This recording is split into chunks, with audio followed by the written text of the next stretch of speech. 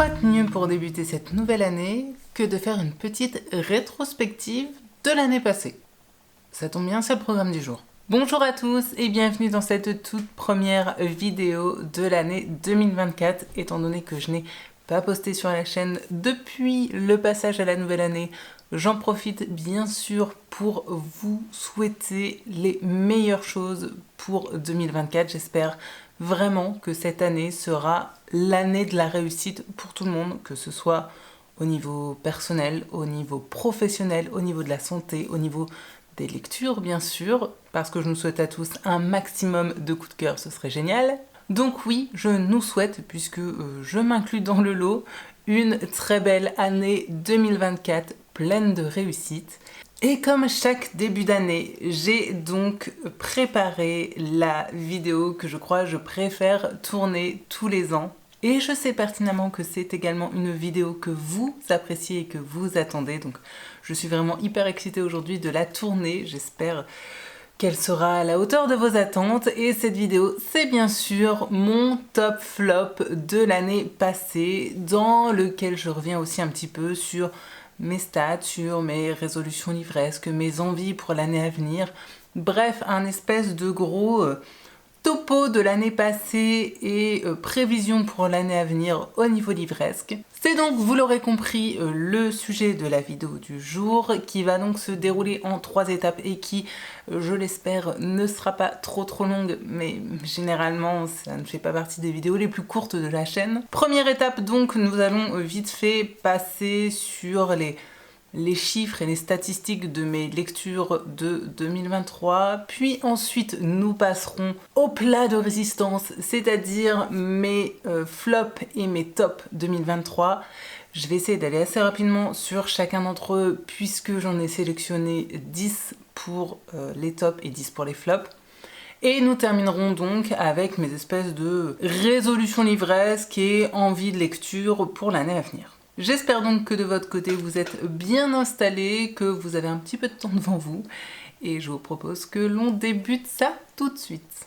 Je me suis volontairement un petit peu décalée au niveau du champ sur cette vidéo, parce que je vais tenter de vous faire pas mal d'incrustations, puisque je n'ai pas sorti tous les livres dont je vais vous parler, donc j'essaierai de vous faire des petits trucs sympathiques animés là à côté de moi. Comme je le disais donc, nous allons débuter avec un petit peu de chiffres, avec mes petits stats personnels. Promis, ça ne va pas durer des heures, parce que j'imagine très clairement que ce n'est pas la partie qui vous intéresse le plus, mais pour mes petites archives personnelles, j'ai besoin de l'exprimer pour tout simplement garder un petit peu une trace de cette année passée en termes de lecture. J'ai donc, et là pour les stats, merci Livre Addict, parce que sans ce site je serais clairement paumée, j'ai donc lu 101 livres. Et je vous avoue que je suis un peu surprise, parce que sincèrement, vu mon rythme de lecture, en tout cas la sensation que j'avais cette année, je ne pensais vraiment pas arriver à plus de 100 livres. Donc c'est juste pour moi génial, c'est plus que l'objectif que je m'étais fixé, donc c'est top.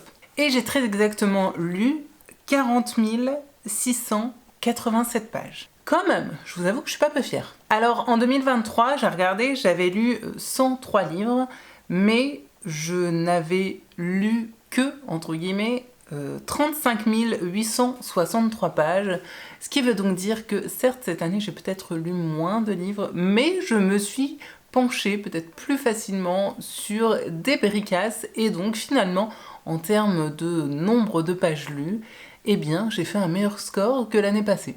Et là encore, c'est franchement une surprise, parce que je n'aurais vraiment pas parié un copec là-dessus. En ce qui concerne mes genres littéraires les plus lus, là j'ai envie de dire aucune surprise, ou presque, puisque bien sûr le genre le plus lu cette année pour moi aura été le thriller, avec pas moins de 39 livres, suivi en toute logique par les romans policiers, avec 16 livres lus, et ensuite viennent les romans contemporains, dont j'ai lu 10 livres. En 4e position, c'était une petite surprise, et en même temps, quand j'y réfléchis, c'est complètement logique, vient se classer le genre horreur, avec 6 livres, et vous vous en doutez certainement, cette catégorie est 100% roman Stephen King.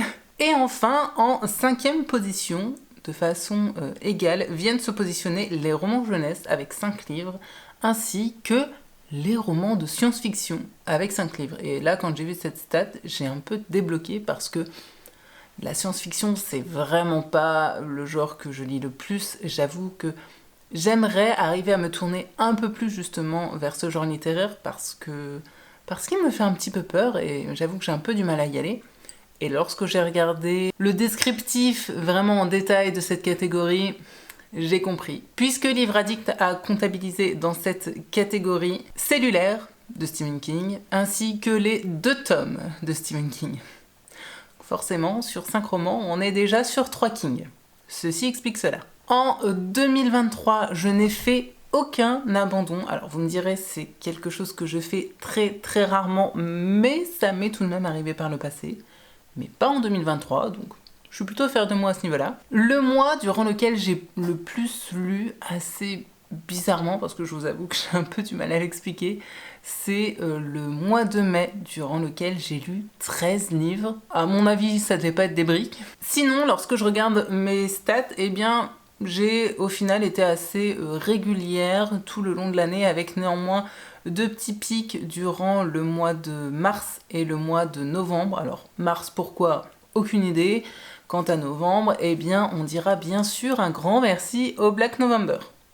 Enfin, surtout à Séverine, du coup. Voilà, c'était donc mon petit résumé chiffré, statistiqué de l'année 2023. Et je vous propose que désormais, on passe à ce que vous attendez, j'imagine, le plus, c'est-à-dire mon top flop. Et comme j'aime bien me débarrasser tout de suite de choses pas très agréables, je vous propose que l'on débute tout de suite par les flops de 2023. Enfin, par mes flops de 2023. La toute première catégorie, je l'ai intitulée « Mon petit cœur a mal ». Parce que dans cette catégorie, eh bien, j'ai mis Cellulaire de Stephen King, auquel j'ai mis la note de 13 sur Livre Addict. Et oui, un King dans mes flops, même s'il reste incontestablement mon auteur favori, eh bien je reconnais que dans l'ensemble, Cellulaire m'a assez ennuyée et déçue. Alors même si en soi j'ai encore vraiment bien l'histoire en tête, ça c'est pas le souci, je n'ai pas totalement fait abstraction de ce roman et oublié l'histoire rapidement, mais c'est vrai qu'au global, pour moi, c'est une histoire qui pourrait être résumée en 3 lignes ou presque, et puis même si l'écriture de King reste là et reste toujours agréable à lire, eh bien je trouve que dans ce roman, il est quand même resté très en surface, que ce soit par rapport aux thématiques abordées ou encore au développement des personnages, ce qui fait, je me souviens que je m'étais vraiment pas attachée pour le coup au perso, ce qui est plutôt rare chez King. En plus de ça, j'ai souvenir que la fin était pour le coup assez décevante. Donc bon, c'est clairement pas un King que je pourrais recommander. Je suis contente de l'avoir lu parce que ça reste un roman de Stephen King. Mais je vous avoue que si je dois en relire un, c'est peut-être pas sur celui-ci que je jetterai mon dévolu. Que voulez-vous? On ne peut pas toujours être au top, et même le grand maître, parfois, se foire. Preuve que ça arrive même au meilleur. La seconde catégorie, je l'ai intitulée « Ça devient récurrent, non ?» Et dans cette catégorie, j'y ai tout simplement mis le roman Sans famille de Michel Bussy. Et oui, malheureusement, depuis quelques années, je reconnais que Michel Bussy devient un habitué de mes flops. Je vais le redire parce qu'il me semble que j'ai tenu à peu près le même discours l'année passée. Pour moi, cet auteur est capable du meilleur comme du pire.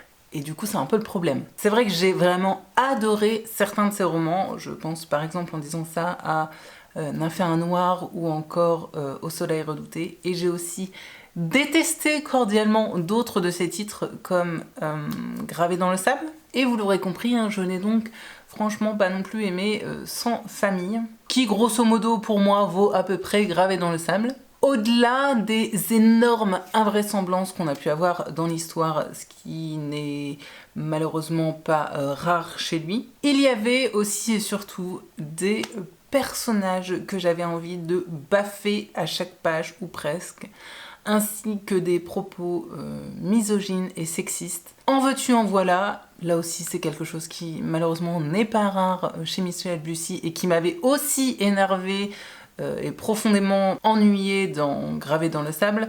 Bref, on retrouve un petit peu les mêmes gros défauts, je trouve, que pour le roman Gravé dans le sable, ce qui fait qu'en toute logique, eh bien, je n'ai pas du tout apprécié ce roman. Et c'est un peu le problème avec cet auteur, et ce qui fait que malgré tout, je continue à le lire régulièrement, parce que je sais que des fois, comme ça, il arrive à faire popper des petites pépites, des petits romans qui proposent quelque chose d'original et qui, à la fin, me laissent vraiment sur les fesses. Et en plus de ça, il faut reconnaître que c'est toujours des romans qui se dévorent très facilement. Mais c'est vrai que pour trouver ce petit diamant brut, eh bien, souvent, il faut en passer par aussi des romans moyens, voire des romans que je n'apprécie vraiment pas, comme Sans famille, pour lequel j'ai mis 13. Ça va, j'ai pas non plus été trop sévère, je trouve. La troisième catégorie, je l'ai intitulée Égocentrisme et sentiments niveau 0 et j'y ai mis Des vents contraires d'Olivier Adam. En 2023, j'ai donc découvert pour la toute première fois la plume d'Olivier Adam. À la base, j'avais entendu parler de cet auteur par rapport à son roman Je vais bien, ne t'en fais pas, que je n'ai pas lu, mais pour lequel j'avais vu l'adaptation cinématographique il y a moultes années de ça, que j'avais bien aimé, hein, et c'est ce qui du coup m'avait donné envie comme ça de me plonger enfin dans l'un de ses romans. J'ai donc lu Des vents contraires, tout simplement parce que c'est celui qui m'est tombé dans les mains lors d'une virée en bouquinerie. Et malheureusement, je n'ai vraiment pas du tout apprécié ni accroché à sa plume. J'ai trouvé, pardon, hein, mais que le style se voulait un peu empoulé pour pas grand-chose. En plus de ça, on sent vraiment que le personnage principal est une projection fictionnelle de l'auteur. Ça se sent très très fort et je trouve que ça donne un côté très égocentrique et élitiste à ce roman, et ouais, une ambiance ouais, très, très parisienne, je me la pète, qui moi ne me parle pas, ne me touche pas, et voire me rebute un peu. Et puis en plus de ça, je n'ai ressenti aucune émotion à la lecture de ce roman, alors que pourtant, à la lecture du résumé, je me suis dit, ok, bon bah vu la thématique, la maman qui a disparu, alors on ne sait pas si elle est juste partie ou si elle est décédée, et le mari et les deux petits-enfants qui essayent un petit peu de surmonter tout simplement l'absence de cette mère, je me suis dit, ça c'est fait pour me toucher. Eh bien non, ça ne m'a fait ni chaud ni froid, et c'est bien le problème. En plus de ça, pour en rajouter une couche, je vous avoue que je me suis quand même pas mal ennuyée durant ma lecture, donc le style, le manque d'émotion, l'ennui, tout cela a fait que ce roman a également récolté un 13. Ça va, là encore, quand j'y repense, je trouve que j'ai été quand même plutôt cool, et qu'il se retrouve, bien vous l'aurez compris, hein, malheureusement, dans mes flops de 2023. Et je vous avoue que du coup, j'ai moyennement envie de tenter un autre titre de l'auteur. La catégorie 4 va être assez rapide, je pense. Je l'ai intitulée J'ai lu ça, moi ? Dans laquelle j'ai mis le titre Ce qui se dit la nuit d'Elsa Roche, auquel j'ai également attribué un 13 sur 20. Et alors là, j'ai envie de dire merci Livre Addict et merci les résumés sur le web, parce que je n'ai aucun souvenir de ce titre. Vraiment, si Livre Addict ne me l'avait pas ressorti, j'aurais été vraiment incapable de dire ok, j'ai lu ce bouquin-là cette année. C'est donc un roman policier dont je ne me souviens ni de l'histoire, ni de l'enquête, ni des persos, ni de l'ambiance, rien. Il ne m'en reste malheureusement absolument rien. Je pense que aussi vite lu, aussi vite oublié. Pour moi, ça a été donc sans intérêt, et vraiment, je vous assure que c'est très très rare que je ne me souvienne absolument de rien d'un livre que j'ai lu. Or là, même en relisant le résumé, je me suis dit ouais, vaguement, ça me dit un truc, mais il n'y a rien qui remonte à la surface. Catégorie 5, intitulée Un Bussy bis. Un Bussy bis. J'ai noté mes catégories hier sur papier, mais le dire comme ça à haute voix, c'est très bizarre. On dirait presque le nom d'un oiseau exotique. Bref, donc dans cette catégorie, non, je n'ai pas mis un Bussy, mais j'ai mis H de Franck Bouis. Franck Bouis qui, malheureusement, comme Michel Bussy, depuis quelques années se retrouve assez régulièrement dans mes flops. Alors, ce qui est bien, c'est qu'il est aussi régulièrement présent dans mes tops, mais là, 2023, c'était plutôt flop. Alors que pourtant, c'est vraiment un auteur que j'aime tout particulièrement, mais voilà, comme King, parfois il y a des chutes. Comme Bussy, il est vraiment capable parfois d'exceller vraiment dans ce qu'il propose, mais malheureusement pour moi, avec H, qui est donc une espèce de trilogie, de réécriture de l'histoire de Sherlock Holmes à la sauce science-fiction, j'ai trouvé qu'il s'était perdu, et pardon, mais qu'il s'était un peu foiré. Le mélange des genres, pour ma part, ne prend pas. C'est vraiment dommage parce que, pareil sur le papier, une espèce de réécriture de Sherlock Holmes, ça avait tout pour me plaire. Et non, ce n'est vraiment pas passé. Je vous dis, je crois que c'est le mélange des genres, c'est l'histoire en elle-même aussi. Et ouais, je sais pas, j'avais pas l'impression de lire du Franck Bouis, c'est vraiment dommage. Par contre, ça me fait penser que, il me semble, en 2023, hormis cette trilogie, je n'ai pas lu de roman de Franck Bouis. Alors que pour autant, il y en a plus d'un qui m'attendent dans ma palle et que, comme j'ai dit, c'est un auteur que j'aime beaucoup. Donc, en 2024, il faut que je remédie à ça et que je lise d'autres romans de Franck Bouis. Voilà, c'est dit, c'est acté. Si je ne le fais pas, vous aurez le droit de me gronder en commentaire. La catégorie 6, je l'ai intitulée « Tiens-toi-en à Hannibal » et j'ai mis dans cette catégorie Karimora de Thomas Harris, auquel j'ai également attribué un 13. Bon, eh bien, comme je crois, si j'ai bonne mémoire, Black Sunday l'année passée, c'est encore un one-shot de Thomas Harris qui ne m'a franchement pas convaincu et qui se retrouve donc une fois de plus dans mes flops. J'aime pourtant beaucoup la saga Hannibal Lecter et je trouve qu'avec ce personnage, Thomas Harris a fait un travail formidable. C'est vraiment une saga que je pourrais recommander sans souci et que j'adore lire. D'ailleurs, je crois, si ma mémoire est bonne, que j'ai lu les 2 premiers tomes et qu'il me reste encore 2 à lire. Donc là encore, ce serait bien qu'en 2024, je remédie à ça. Mais vraiment, jusque-là, en tout cas de mon expérience de lecture que j'ai pu avoir, eh bien, sorti de ce personnage, pour moi, ce qu'il propose est vraiment beaucoup moins convaincant. Après, il faut aussi reconnaître que Karimora avait pour le coup un contexte qui n'est pas non plus à la base ce que je préfère, parce qu'on se retrouve avec une histoire un peu de gangs qui se battent pour un trésor oublié de Pablo Escobar. J'avais été aussi beaucoup déçue par le fait que finalement il y est très, voire quasiment pas du tout question de Pablo Escobar. Donc ouais, une espèce de pseudo-aventure avec 2 gangs qui se battent à grand renfort de gros pistolets et de C4. Heureusement, au milieu de tout ça, il y avait le personnage de Karimora qui était plutôt sympa, une femme vraiment plutôt badass, hein, qui sous ses airs de jeune fille fragile ne l'était en fait pas du tout. Mais malheureusement, ça n'a pas suffi à m'embarquer dans cette lecture et à me convaincre totalement. Catégorie 7, je l'ai intitulée « Je ne comprends pas la hype » et j'aurais aussi pu l'intituler « Unpopular Opinion », puisque dedans, je lui ai mis, et là ne me jetez pas de pierre s'il vous plaît, L'attrape-cœur de Jérôme David Salinger, auquel j'ai également attribué un 13. Je suis désolée, mais je ne comprends toujours pas pourquoi ce roman est devenu vraiment un classique et pourquoi d'ailleurs c'est le livre de chevet de milliers voire de millions de lecteurs, parce que pour ma part je suis désolée, je peux pas dire que j'ai aimé cette lecture ni qu'elle a déclenché quelque chose en moi, qu'elle me restera tout le long de ma vie. Non, pas du tout. Vraiment, je n'ai pas aimé le style d'écriture.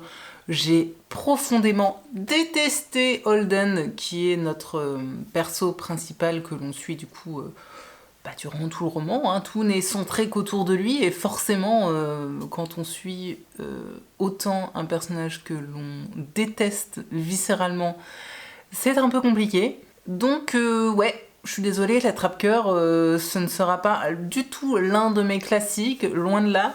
Je pense que je vais tout de même essayer un autre titre de Jérôme David Salinger, histoire de voir si c'est vraiment son style qui ne me convient absolument pas, ou si c'était juste ce personnage qui m'empêchait d'apprécier cette lecture. Mais ouais, pour moi, l'attrape-cœur, alors que ça faisait vraiment des années que j'avais envie de découvrir cette espèce de monument de la littérature américaine, et bien malheureusement, ça a été un gros flop.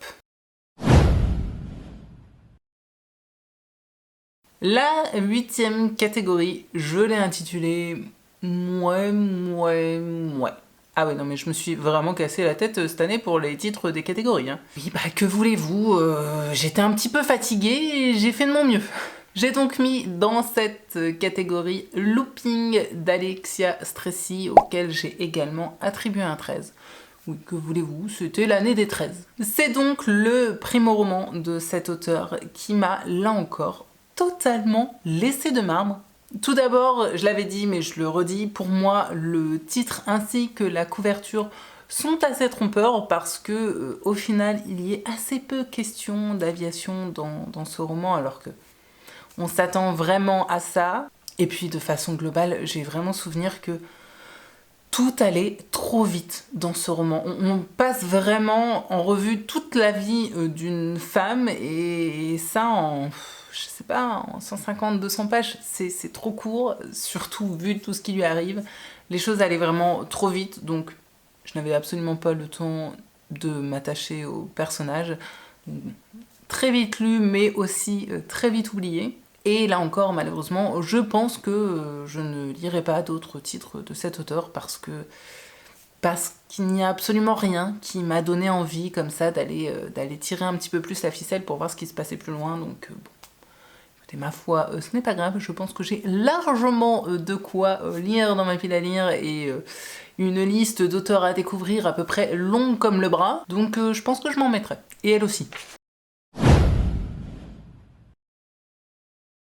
La 9e catégorie, je l'ai intitulée Un échec annoncé, et j'ai mis dedans Ne dis rien à papa de François-Xavier Dillard, auquel, sans surprise, j'ai attribué un 13. Alors souvenez-vous, c'est un thriller que j'ai lu du coup durant le Black November en cette fin d'année.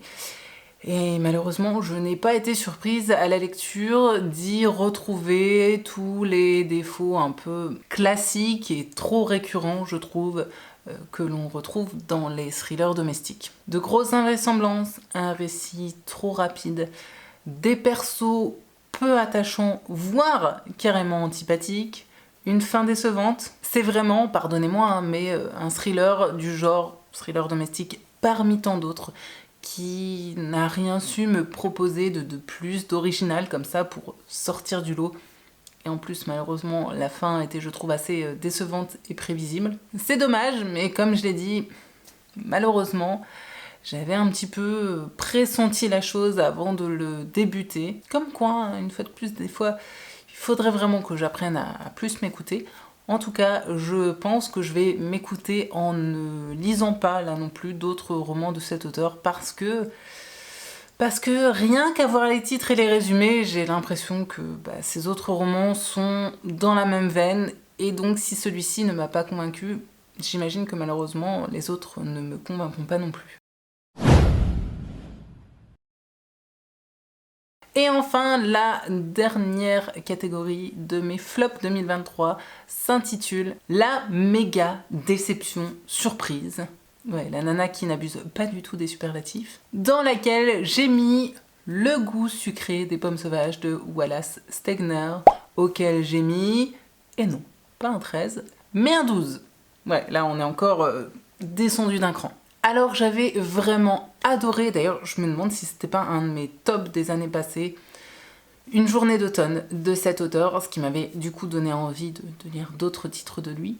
Malheureusement, je pense que la lecture de ce recueil de nouvelles, donc Le goût sucré des pommes sauvages, a été aussi déceptif que fut agréable, donc la lecture de son précédent roman. Aïe aïe aïe aïe aïe, cette lecture. Pourtant je partais vraiment hyper confiante, je vous dis, par le nom de l'auteur, je me suis dit waouh, ça va être comme sa précédente lecture, du petit lait.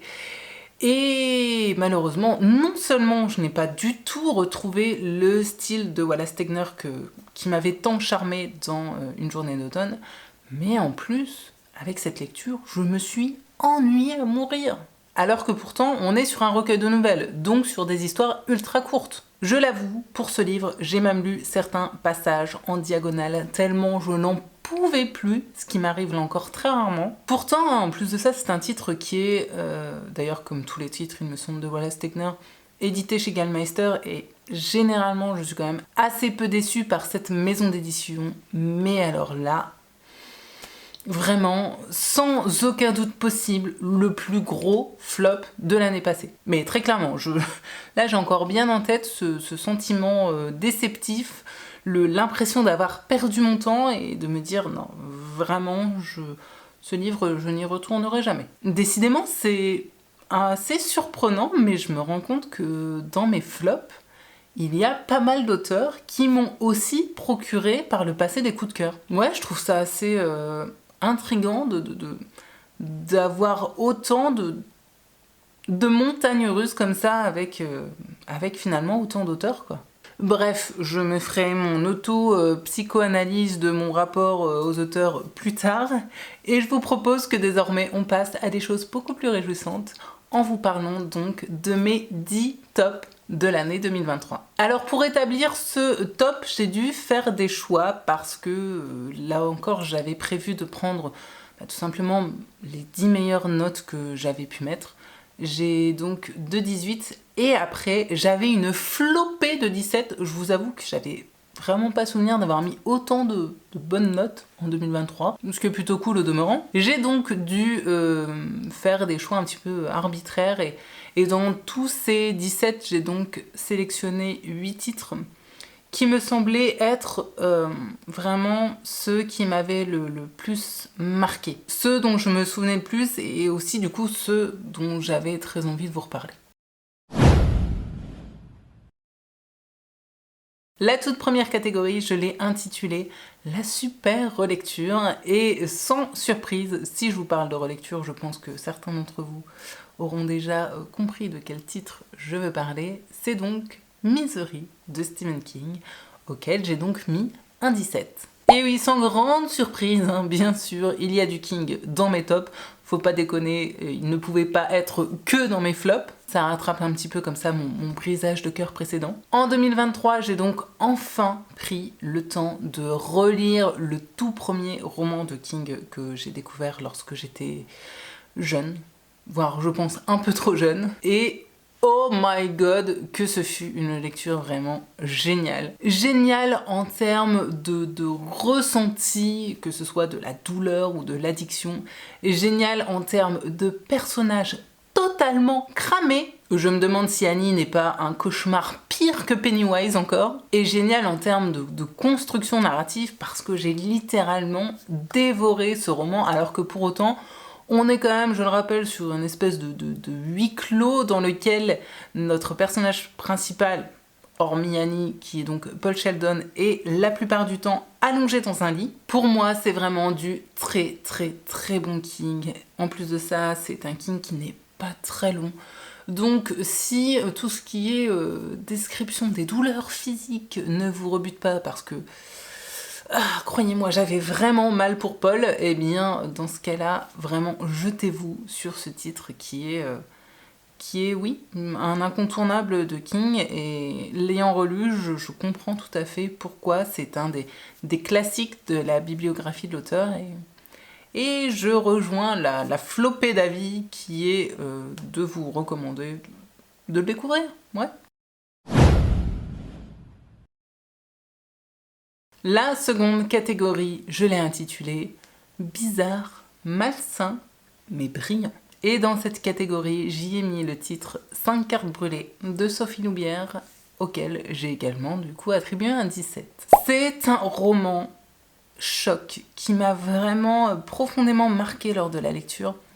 Et au-delà de l'histoire, je pense que c'est surtout le personnage principal, Laurence, si j'ai bonne mémoire, qui va me marquer sur le long terme. La construction narrative est assez déroutante, c'est en tout cas le souvenir que j'en ai, mais je me souviens aussi que ce titre fut pour ma part une vraie expérience de lecture qui m'a totalement aspirée. Alors c'est clair que c'est un roman, alors catégorisé comme thriller, pour moi c'est plutôt du roman contemporain très noir qui plombe, hein. Si vous êtes un tant soit peu déprimé, ne tentez pas cette lecture, dans lequel le personnage principal vit de grosses galères, hein, c'est le moins qu'on puisse dire, et qui en plus souffre de troubles alimentaires, mais j'ai aussi trouvé que profondément c'était un très bon roman sur les thématiques du rapport au corps et de la santé mentale. La psychologie de tous les personnages est hyper poussée là-dessus, l'écriture de Sophie Loubière a été super pointue et vraiment ça a été pour ma part une vraie bonne surprise en 2023. La troisième catégorie, je l'ai intitulée Fort, important et d'actualité. Et quand j'y repense, ce sont des caractéristiques qui reviennent dans plusieurs de mes tops de 2023. Faut croire que cette année, j'aimais les titres comme ça en rapport avec les problématiques sociétales que l'on rencontre et que j'avais envie d'être un petit peu bousculée sur ces questions. Et ça a été plutôt des réussites. J'ai donc mis dans cette catégorie Les Hordes Invisibles de Louise May, auquel bien sûr j'ai également attribué un 17. Décidément, alors là, cet auteur n'est abonné qu'à mes tops. Je me demande si tous ces titres n'ont pas été à un moment ou à un autre dans mes tops des années précédentes. C'est encore une fois une histoire choc, hyper bien écrite, avec des persos hyper attachants, des propos et des thématiques très importants, profondément d'actualité, puisque la principale thématique, je le rappelle dans ce roman, est donc le cyberharcèlement. Louise May propose toujours des titres que je trouve hyper originaux et hyper qualitatifs. Oui, le retour des superlatifs, mais croyez-moi, avec cet auteur, vous pouvez en user et en abuser. Là encore, je ne vous le cache pas, hein, c'est un roman assez lourd, mais c'est bien fait, c'est bien écrit. Et moi, j'ai juste envie de dire, lorsque je la lis, merci madame. La quatrième catégorie, je l'ai intitulée Tant de talent, ça en devient presque énervant. Et dedans, j'y ai mis Embrun de Louise May, auquel j'ai également attribué un 17. Et oui, encore un roman de Louise May dans mes tops. Alors, très clairement, cette femme ne publie pas souvent, mais quand elle le fait, qu'est-ce que c'est bon! Alors, ce titre-ci était pourtant assez différent de ce que j'avais pu lire d'elle jusque-là, parce que, pour le coup, on est vraiment plus sur un thriller, voire presque un thriller domestique. Mais alors, qu'est-ce que j'ai adoré, parce que c'est vraiment une histoire qui m'a totalement surprise, qui m'a littéralement retourné le cerveau. Waouh, je me souviens encore vraiment de cette histoire, de tout ce mélange d'émotions qu'elle a pu créer en moi, de ces retournements de situation, et dingue.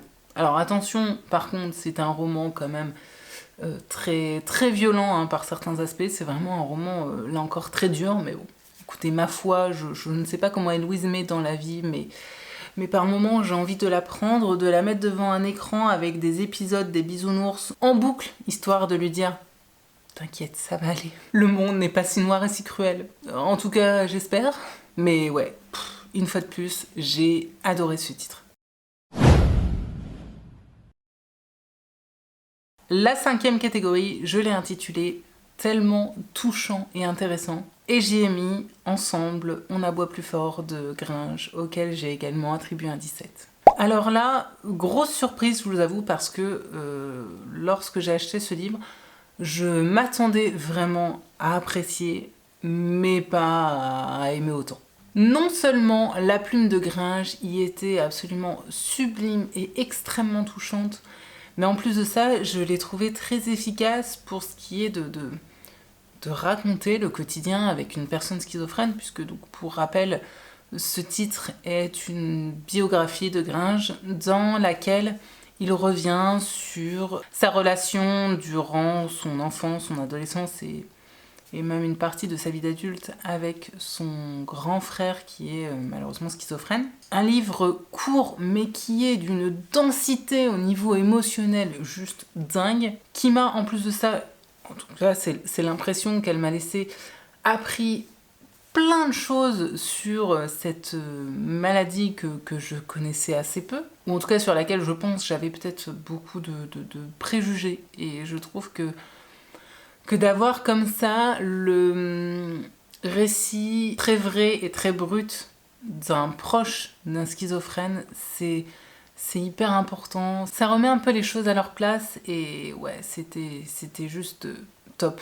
C'est un livre que je pense sincèrement je relirai un moment ou un autre pour avoir vraiment le bonheur de replonger avec délectation dans la plume de l'auteur qui m'a totalement séduite. Et également dans cette relation entre frères que j'ai trouvée aussi rugueuse que touchante. Donc ouais, un livre très court que là encore je vous recommanderais vraiment les yeux fermés parce que ça a été l'un de mes super coups de cœur de 2023.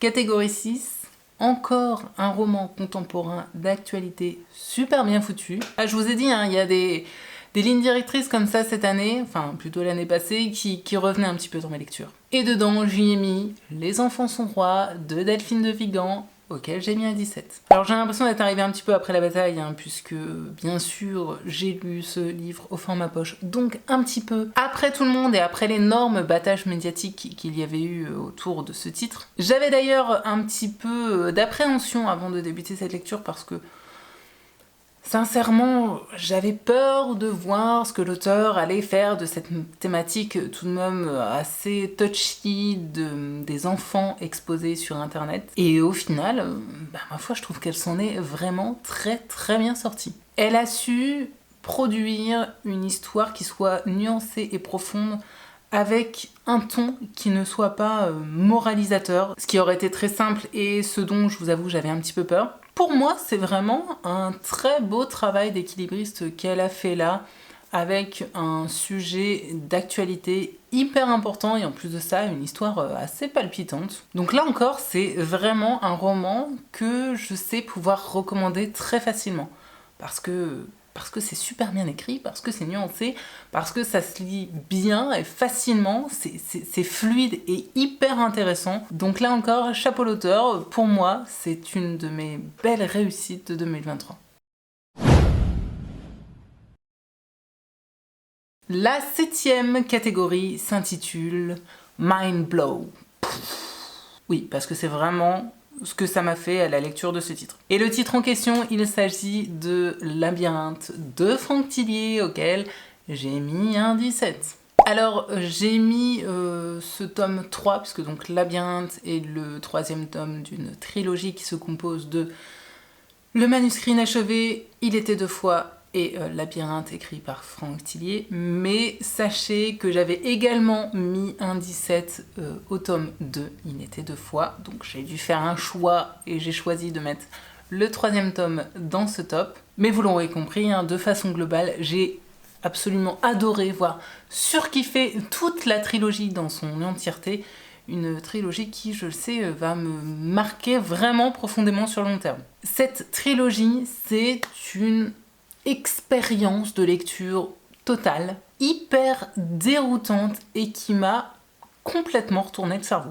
Je trouve qu'avec ces 3 titres, Franck Thillier a vraiment proposé quelque chose d'unique, de très original, d'un peu différent, hein, certes, de ces romans habituels qui sont assez classiques, entre guillemets, dans le genre policier, alors que là, il explose, j'ai envie de dire, tous les codes et personnellement, ça m'a totalement emporté. Je pense que cette trilogie de l'auteur m'a tellement soufflé en 2023 que c'est ce qui explique que l'année passée, finalement, je n'ai pas lu d'autres romans de Franck Tillier, en tout cas, il me semble pas. Et du coup, je pense que maintenant que j'ai un peu digéré cette expérience de lecture totalement folle, je vais pouvoir, en tout cas, j'ai envie vraiment de me relancer dans les autres romans de Tillier en 2024 parce que cet auteur me manque, parce que là encore, c'est un de mes auteurs chouchous qui me déçoit très rarement. Donc ouais, c'est décidé, 2024 sera entre autres Franck Tillier. Catégorie 8, je l'ai intitulé The Best Again. Et dedans, sans surprise, j'y ai mis Dead Zone de Stephen King, auquel j'ai attribué là encore un 17. Et oui, que voulez-vous, hein, je suis totalement accro, et encore, là aussi j'ai dû faire des choix, puisque j'avais également attribué un 17 à Écriture, mémoire d'un métier, qui est donc une espèce d'essai que Stephen King a écrit sur son métier d'écrivain. Mais j'ai préféré mettre dans ce top donc Dead Zone, qui est l'un de ses romans, qui est encore pour moi un très bon King, hyper réussi, pas très long lui non plus, avec une histoire palpitante, une construction narrative au top, un personnage central hyper attachant et une fin très réussie là pour le coup. Grosso modo à peu près tout l'inverse de Cellulaire. Donc ouais, là encore, tout comme Misery, allez-y, foncez, vous pouvez y aller vraiment les yeux fermés sur Dead Zone. D'autant plus que ce n'est pas un roman du King qui est rattaché, vous savez, à un autre titre ou quoi que ce soit. Non, même si vous n'avez jamais lu King, vous pouvez y aller sans problème. Et j'espère en tout cas que si vous le lisez, il vous fera le même effet qu'il m'a fait, à savoir, waouh, ça c'était un bon bouquin. La catégorie 9, je l'ai intitulée Le petit coup de cœur inattendu, et dedans j'y ai mis Les 4 saisons de l'été de Grégoire Delacour, auquel j'ai attribué un très beau 18. Oui, alors très clairement, j'aime beaucoup Grégoire Delacour, ça fait des années que je vous parle de cet auteur parce que ça fait des années que je le lis et que généralement ses titres sont toujours ou quasiment de belles réussites, mais alors je vous avoue que je ne m'attendais vraiment pas à ce que ce recueil de nouvelles soit un tel coup de cœur. J'ai été vraiment profondément touchée par ces 4 variations autour du thème de l'amour, parce que donc oui, Les 4 saisons de l'été est un recueil de nouvelles qui compte donc 4 nouvelles, dont chacune parle donc d'une histoire d'amour, avec des personnages qui ont des âges différents. On balaye ainsi l'adolescence jusqu'à l'âge d'or, comme on dit de façon assez conventionnelle. Et waouh, une fois de plus, c'était tellement beau, c'était tellement touchant. L'auteur a réussi encore, ce qu'il fait très souvent, je ne sais pas comment il fait, mais il le fait, à parler à mon cœur, à me faire vivre une foule d'émotions. En plus de ça, ce qui est très sympa, c'est que les 4 différentes histoires se répondent et se connectent un petit peu les unes avec les autres. La plume de l'auteur est toujours aussi belle, poétique et sensible. C'est vraiment une petite pépite à découvrir sans restriction, parce que là en plus encore de ça, c'est un livre court. Ouais, quand j'y réfléchis cette année, j'ai eu plutôt des coups de cœur pour des romans assez courts dans l'ensemble, il me semble. Faut-il y voir une relation de cause à effet? Je ne suis pas certaine, puisque j'ai aussi par le passé eu de très beaux coups de cœur pour des pavasses. Mais bon, je vais pas m'étendre sur le sujet, sinon cette vidéo va être interminable. Tout ça pour vous dire que les 4 saisons de l'été, vous pouvez y aller les yeux fermés. Et la 10e catégorie, je l'ai tout simplement intitulée « Il a parlé à mon cœur » et j'y ai mis « L'enfant réparé » de Grégoire Delacour, auquel j'ai également attribué un 18. Sans conteste, 2023 aura vraiment été pour moi l'année Grégoire Delacour. L'auteur aura su me parler au plus profond de mon âme, aura su me faire vivre 1000 émotions. Ce livre est donc assez différent puisqu'il s'agit d'une biographie de l'auteur. D'ailleurs, je suis en train de me dire que c'est tout de même la seconde de ses tops. Là encore, Vraiment, il y a des paramètres récurrents, je me rends compte là en le disant, qui reviennent dans mes tops en 2023 et ouais, ce serait peut-être bien que je note un petit peu ça et que j'étudie la question parce que je me dis que c'est peut-être finalement des choses que j'aime profondément retrouver dans mes lectures et qui me permettent de passer de très très bons moments de lecture.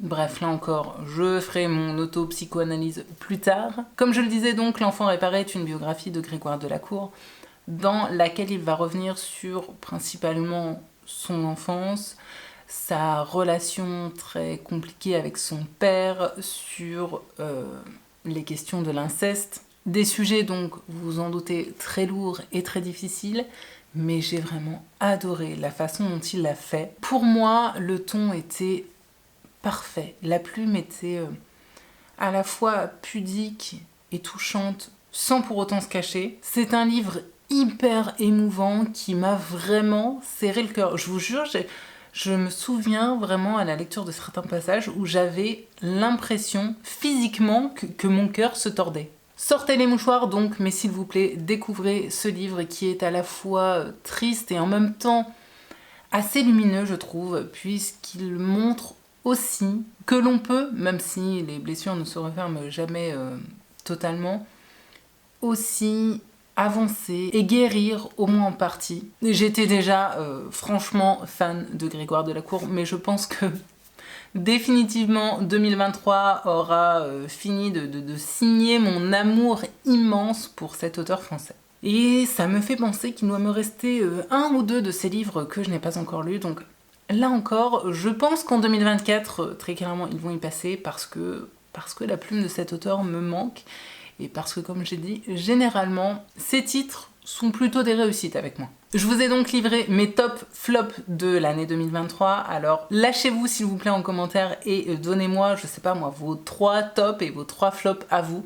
Parce que j'ai hâte de lire ça, j'ai hâte de voir un petit peu ce qui ressort. Je me dis que potentiellement dans vos flops, il y a certains de mes coups de cœur et inversement, donc ouais, s'il vous plaît, dites-moi vraiment en commentaire ce que vous avez adoré, détesté l'année passée. Et potentiellement, hein, si certains de vos tops sont dans ma pile à lire, ça me forcera peut-être à les sortir en 2024.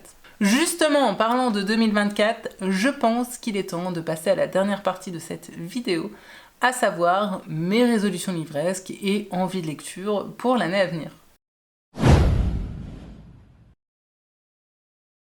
Bon alors grosso modo, si je devais faire un résumé global de cette dernière partie, je dirais que je vais tout simplement continuer sur ma lancée. Ouais, j'ai pas prévu de gros changements pour 2024, que voulez-vous.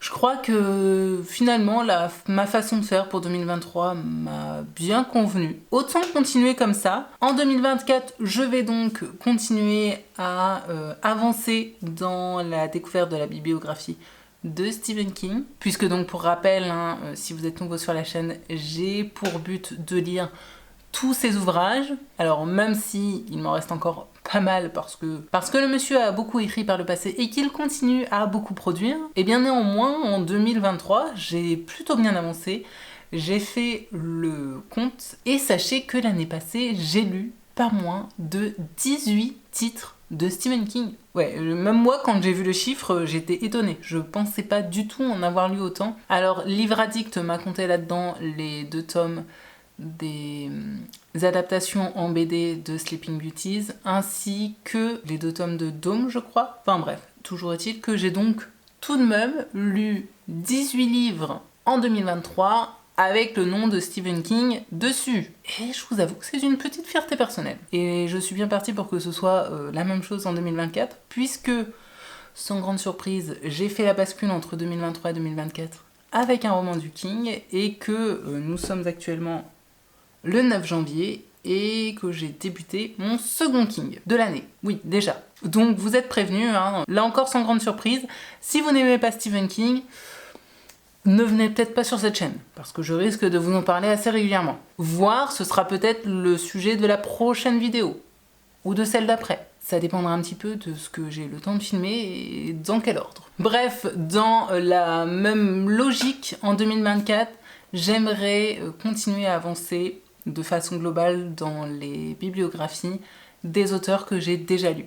j'ai pas forcément ce besoin, cette envie de découvrir beaucoup de nouveaux auteurs. Au contraire, je vais essayer de compléter un petit peu les bibliographies comme ça que j'ai déjà pas mal avancé. Comme je le disais, j'aimerais par exemple relire d'autres titres que je ne connais pas encore de Franck Bouys, de Franck Tillier, d'autres auteurs que là tout de suite je n'ai pas en tête, mais vous aurez compris la logique. En 2024, je vais aussi continuer à avancer dans mes sagas. Alors, j'ai déjà un peu entamé ça en 2023, j'ai essayé d'avancer au maximum dans mes sagas entamées, parce que j'en ai vraiment beaucoup trop. D'ailleurs, dites-moi si c'est une vidéo qui pourrait vous intéresser, ça. Un petit point sur mes sagas, parce que je peux le faire, mais je suis pas certaine que ce soit la vidéo la plus intéressante de la Terre, donc vraiment, là aussi, s'il vous plaît, dites-moi en commentaire si c'est quelque chose qui peut vous intéresser ou pas du tout. Non, parce que j'adore tourner des vidéos, hein, mais si c'est pour prendre le temps de faire toute une vidéo qui me coûte beaucoup en termes de temps et qui ne soit vue que par 200 personnes, bon bah je vous avoue que je ferai peut-être l'impasse. Mais donc en 2024, j'aimerais vraiment continuer et surtout, dans la mesure du possible, clôturer des sagas entamées. En disant cela, je pense, entre autres, et ça fait un moment que j'y pense, à la trilogie Lady Hélène, que j'ai débuté, je pense, il y a 2 ans. J'avais lu le tome 1 et j'ai depuis le tome 2 et 3 qui attendent patiemment dans ma pile à lire, qui prennent la poussière. En plus de ça, c'est pas comme si c'était d'énormes pavasses qui me prenaient une place de dingue. Donc 2024, je me fais là tout de suite la promesse à moi-même. Je termine cette trilogie, je lis les 2 tomes restants. Et comme ça, si vraiment c'est une trilogie qui au final ne me plaît pas plus que ça, eh bien je revendrai la trilogie complète. Les livres sont sublimes, mais ça ne sert à rien de garder des romans que je n'apprécie pas ou que je ne relirai jamais. Et dans ce cas-là, ça fera de la place. Mais pour ça, il faut d'abord que je prenne le temps de les lire. Je vous jure, des fois, je me fatigue. En 2024, je vais continuer à ne pas me mettre du tout la pression quant au rythme de sortie des vidéos. C'est vraiment, là encore, quelque chose que j'avais totalement amorcé en 2023. J'ai énormément relativisé par rapport à la chaîne. J'adore vraiment cette chaîne et le site internet, je le rappelle parce qu'il y a aussi mon site sur lequel vous allez pouvoir retrouver non seulement toutes les chroniques, mais aussi géolocaliser les romans selon les lieux où les actions se passent, etc. Bref, je vous remets l'URL de mon site juste ici. Donc la chaîne et le site, et vous là, cette communauté qui me suivait depuis... Ça fait combien de temps maintenant? 6 ans? 5 ans? Je ne sais même plus quand est-ce que j'ai créé la chaîne. Si je retrouve l'info, là aussi je vous la noterai. Donc tout ça, c'est un peu mon...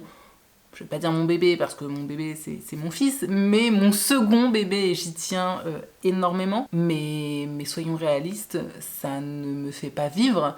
Aujourd'hui, j'ai d'autres projets professionnels à côté, et même si j'adore ça, c'est hyper chronophage, donc je continuerai à le faire parce que c'est quelque chose qui me passionne, qui m'anime, mais je ne me mets plus du tout la pression pour sortir une vidéo par semaine, tout simplement parce que par moment, ce n'est juste pas possible du tout. Ça ne matche pas avec mon emploi du temps. Et c'est très bien, et je sais que vous là qui êtes fidèles à la chaîne, vous serez tout de même au rendez-vous, même si c'est une vidéo toutes les 3 semaines. Et pour cela, je vous en remercie. Donc en 2024, je vais continuer comme je faisais, c'est-à-dire vous proposer des vidéos qui me semblent moi un minimum qualitatives, au rythme qui me convient et qui est possible de faire avec ma vie tout simplement. Et ceux qui sont là, j'ai envie de dire pour les bonnes raisons, continueront à suivre la chaîne et à regarder, et à commenter et à dialoguer avec moi et c'est tout ce qui compte. En 2024, comme les années passées, je vais continuer à être 100% sincère avec vous, donc non seulement vous allez continuer à retrouver des avis lecture qui sont le reflet profond de ce que j'ai pu penser, c'est-à-dire que parfois il y a des choses que je vais adorer et d'autres que je risque de passer un petit peu à la moulinette. Je ne vais toujours pas vous présenter moult services presse parce que tout simplement je ne démarche pas de maison d'édition parce que j'ai déjà bien trop de livres à lire et que je n'ai ni le temps, ni l'énergie à consacrer à démarcher ces maisons d'édition. Vous ne retrouverez pas non plus de sponsors sur les vidéos parce que là aussi, je n'ai pas le temps de faire ça. Et qu'en tout cas, pour l'instant, ce n'est pas un but que je me suis mis. D'ailleurs, en parlant de sponsors, c'est un avis purement personnel, mais je n'en peux plus. Mais je vous jure, ça me donne de l'urticaire lorsque je vois une vidéo sponsorisée par Nextory ou Ava May. Pardon, hein, vraiment, je n'ai absolument rien contre les gens qui font des vidéos sponsorisées avec ces sponsors-là, hein, pas du tout. Mais grand bien vous fasse et tant mieux pour vous. Mais j'ai l'impression qu'en ce moment, 90% des vidéos que je regarde sont sponsorisées par ces deux marques et je n'en peux plus. Bref, c'était une petite aparté tout à fait personnelle et sans intérêt, j'en conviens. Et puis, une autre raison qui fait que je ne veux pas aller demander de service presse, c'est tout simplement parce que j'ai pour but de faire baisser ma pile à lire. Oui, oui, oui, oui. Ça, c'est vraiment l'un des nouveaux objectifs que je voudrais mettre en place pour l'année à venir et que je ne me mettais pas forcément les années passées. Je voudrais enfin faire baisser cette pile à lire parce que au 1er janvier, j'avais 434 livres dans ma pile à lire, ce qui, j'en conviens, peut paraître absolument énorme. Alors c'est pas tant le nombre qui me dérange, c'est plutôt non seulement la place que cela prend chez moi, et aussi le fait que parfois j'ai un peu de mal à choisir mes lectures parce que je suis parfois un peu noyée sous beaucoup trop de livres qui me tentent et que je suis humaine et que je ne peux pas tout lire en même temps. En toute logique, la contrepartie de ça, c'est que vous risquez de voir beaucoup moins de book hauls sur cette chaîne. Alors attention, il y aura toujours des book hauls parce que j'aurai quand même toujours envie d'acheter des livres. D'ailleurs, j'ai d'ores et déjà une petite pile qui attend là-haut parce que, vous vous en doutez, hein, j'ai eu des livres à Noël. En plus de ça, j'ai reçu une carte cadeau Cultura, donc je risque de faire prochainement un petit braquage dans les rayons. Et puis, bien sûr, il y a des sorties qui arrivent en 2024 que je suis certaine d'acheter. Je pense par exemple à Billy Summers de Stephen King qui sort début février chez le livre de poche. Au dernier M.J. Arledge qui va sortir également en poche, au dernier roman de Louise May qui est également paru en poche il y a peu, donc voilà, j'ai déjà noté comme ça quelques titres qui me font très envie et que je sais pertinemment que j'irai acheter cette année, donc oui, il y aura encore des book hauls, c'est certain, mais j'ai vraiment envie de réduire drastiquement mes achats livresques pour arriver enfin à faire baisser cette pile à lire. On en reparlera donc à la fin de l'année 2024, mais j'espère que je vais réussir ce challenge. Et déjà, si j'arrivais à baisser, aller de 50 livres ma palle, je serais déjà, je pense, assez contente de moi. Comme l'année passée, eh bien, en 2024, ici, nous allons continuer à parler, j'ai envie de dire, de même genre littéraire. Je n'ai pas prévu de me lancer dans moult lectures de romances. Je suis désolée de vous l'annoncer, j'imagine que ça vous brise le cœur. En 2024, je continuerai donc à parler principalement, vous vous en doutez, de thrillers et de romans policiers, mais aussi de contemporains, pourquoi pas d'un peu de fantasy et de fantastique, de romans historiques, parce que j'en ai découvert cette année que j'ai beaucoup aimé, de classiques, parce que j'ai très envie d'avancer dans les romans de Sir Arthur Conan Doyle, des genres littéraires assez divers et variés, avec tout de même toujours une petite préférence pour le thriller, le roman noir et le roman policier, et pour King. Et bon, ça, j'ai envie de dire, ça va de soi. Ai-je encore besoin de le préciser? Et puis, en 2024, j'aimerais continuer quelque chose que j'ai commencé doucement à faire en 2023, c'est prendre le temps de relire certains de mes vieux titres que j'ai lus bien avant d'ouvrir cette chaîne, ce que j'ai donc fait cette année en relisant Misery ainsi que différentes saisons, toujours de King. Donc ouais, là encore, j'ai certains livres en fait qui traînent dans ma bibliothèque, dont je ne me sépare pas parce que j'aimerais d'abord les relire. Donc je me dis que ce serait une bonne chose de prendre le temps enfin de les relire et de me dire ok, bon, alors vraiment, est-ce que tu le gardes ou est-ce que du coup je m'en sépare et je fais de la place comme ça dans mes rayonnages. Enfin, pour terminer, côté objectif chiffré, eh bien écoutez, Une fois de plus, si j'arrive à passer cette barre des 100 livres lus en 2024, j'en serai absolument ravie, mais je vous avoue que voilà, je me mets ce petit objectif, mais sans grosse pression non plus. Si je n'en lis que 80, ce ne sera absolument pas une grosse catastrophe pour moi. L'important étant que je lise ce qui me fait envie sur le moment, en croisant les doigts pour ne pas avoir de gros flops. Après, il faut être réaliste. Je suis certaine que ça arrivera. D'ailleurs, c'est déjà arrivé en début 2024, mais ce sera le sujet d'un prochain point lecture. 100, c'est bien, c'est rond, ça me va bien comme chiffre. Si c'est plus, tant mieux. Si c'est moins, eh ben c'est pas grave. Tout ça constitue, je pense, une vision plutôt globale et complète de ce que j'aimerais faire en 2024 côté lecture. L'important étant bien sûr que vous continuiez à être au rendez-vous et que les vidéos continuent à vous plaire, sinon il n'y a aucun intérêt. J'espère en tout cas que cette toute première vidéo de l'année vous aura plu, vous aura diverti, vous aura donné peut-être des idées de lecture. Si c'est le cas en tout cas, dites-le moi bien sûr en commentaire. Et de mon côté, je vous retrouve donc dès que possible sur la chaîne. Et je vous souhaite jusque-là, bien sûr comme d'habitude, paix, amour et littérature dans vos cœurs. Bye!